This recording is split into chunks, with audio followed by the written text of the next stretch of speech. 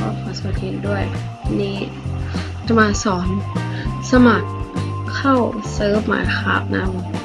mc-sexing.net เข้าแล้วให้ตั้งชื่ออะไรก็ได้นี่ครับผมชื่อนี้แล้วกันตั้งชื่อที่มั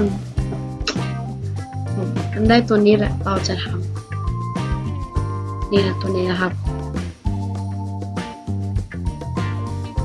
บอกว่าเป็นอิสเนมภาค 1.8 ก็ได้เล่นได้รอสักครู่ครับ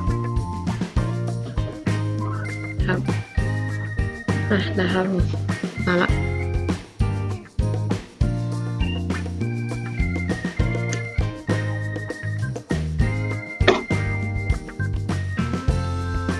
1.8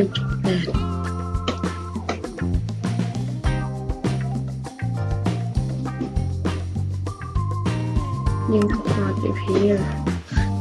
ครับสินี่คนออน 2,300 คนนี่นะแล้วมันจะขึ้นอย่างนี้ปิดซ้ายตั้งอะไรก็ได้เอาที่คนจำไม่ค่อยได้ก็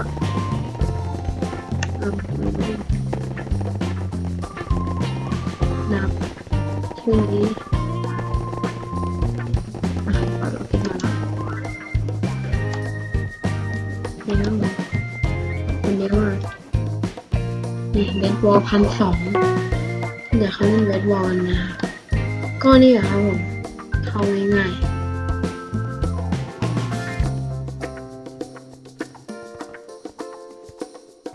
นะเข้าเสริมง่ายๆก็วันนี้ไม่มีอะไรละ